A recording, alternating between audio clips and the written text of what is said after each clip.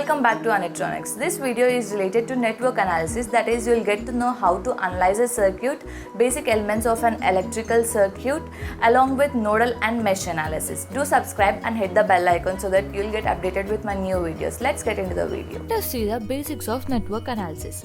So first, what is circuit analysis or network analysis? This network analysis is a process by which we can calculate different electrical parameters of a circuit element connected in an electrical network. An electrical network or circuit can be complicated and it will be in a complicated network. So we have to apply different methods to simplify the network for determining the electrical parameters. The circuit elements in the network can be connected in different manners, that is, some of them will be in series and some of them in parallel. The circuit elements will be resistors, capacitors, voltage sources, inductors, current sources, etc. And these current, voltage, resistance, impedance, reactance, electrical power, electrical energy, etc. are the different electrical parameters we need to determine by network analysis. In short, we can say that an electrical network is the combination of different circuit elements, and the network analysis or circuit analysis is the technique to determine the different electrical parameters of those circuit elements. Let this be a simple circuit with circuit elements, that is resistors and capacitors. When we replace all the circuit elements of an electrical network by hand-drawn lines, then the figure is known as the graph of the network. This is the graph of this electrical network. Now, the line represents the circuit element is called the branch of a network, and the point where two or more branches meet is called node of the network. Here A, B, C and D are the nodes of the electrical network. The direction of current through the element is represented by arrowhead drawn on the branch. The direction of the current in a graph can be considered arbitrarily.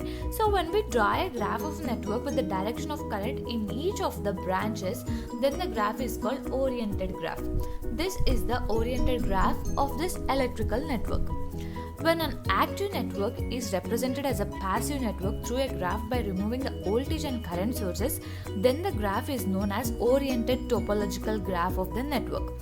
In that network, the voltage source is removed by replacing it with a short circuit, and the current source is removed by replacing it with an open circuit. Here, the figure shown is an electrical network with both voltage and current sources, and this shows the oriented topological graph of this electrical network. Each hand-drawn line in a graph which represents the path for flowing of current is called branch, and the end point of the branch where other branches meet is called nodes of the network, as I said before. Now, let us see series and parallel circuit. During network analysis, most frequently done activities are combining series and parallel circuit elements. Here, these two resistors are connected parallelly and they are in series with the other two resistors. So, if n number of resistances are connected in series, the value of equivalent resistance would be sum of the whole resistances. Then, if n number of resistances are connected in parallel, then the value of the equivalent resistance would be inverse sum of all the resistances. So similarly, for inductance, capacitance and impedance, the series and parallel connection formulae are given here. You can go through that. Now, let us discuss about Kirchhoff's current law. Basically, in an electrical circuit, node or junction is the intersection point of at least three wires. Here, Kirchhoff's current law states that the sum of electrical currents in any node of a circuit is zero. So, KCL is based on the principle of conservation of electrical charge and states that in every node of an electrical circuit, the sum of the electrical currents flowing into the node is equal with the sum of the electrical currents flowing out of the node. Now, it is also known as point law or current law. Here, let us consider this simple thing. As you can see, I5 and I1 are the currents that are flowing inwards, and I2, I3 and I4 are flowing outwards. According to KCL, sum of the currents, that is entering currents, is equals to sum of leaving or outgoing currents. So I1 plus I5 is equals to I2 plus I3 plus I4. Now let us discuss about Kirchhoff's voltage law. Normally, an electrical circuit can contain at least one or more closed loops.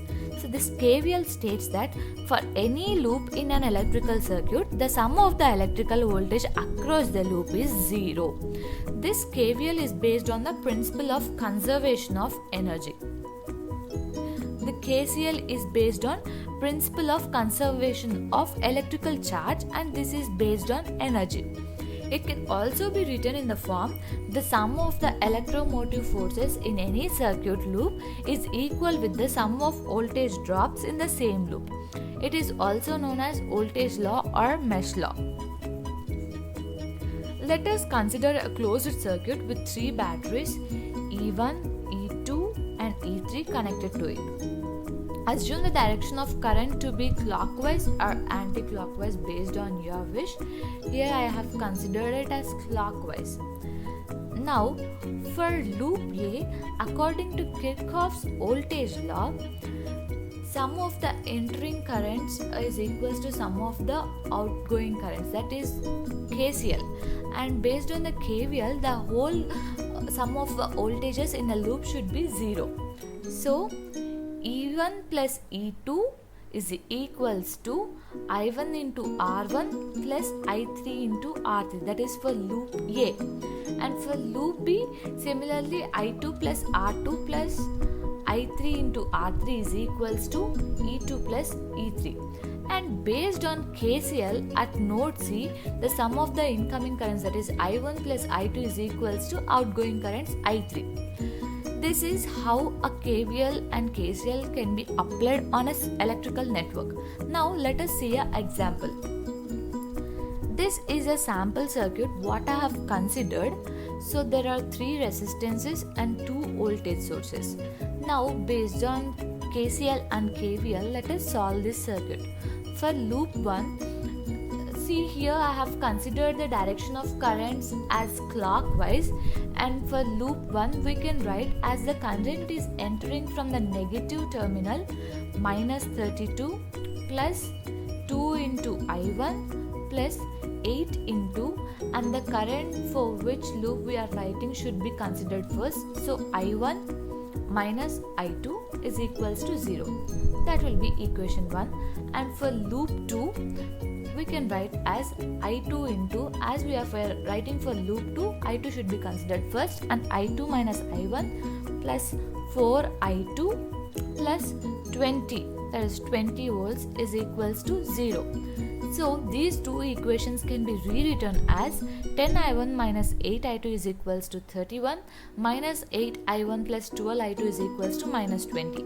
By solving those two equations, we will get the values of I1 and I2. So I got 4 and 1. Now let us find the voltages at these points. That is, at V1, as there is no resistance connected here, so no voltage drop. That's why the voltage at point 1 is V1 is equals to 32 volts as it is here. And at V2 there is a resistor, so there will be a voltage drop, and so we have to reduce this from the total voltage given. So 32 minus 2 into 4, that will be 24 volts, and then comes to V3, that will be 20 volts, which we have given here. The voltage source will 20 volts, and based on the formula VAB is equals to VA minus VB, here the voltage V12 will be given as V1 minus V2, and similarly V24 and V32 are connected. This is how you can solve a circuit using KCL and KVL laws. Now let us see what is nodal analysis and what is super node along with mesh analysis and super mesh.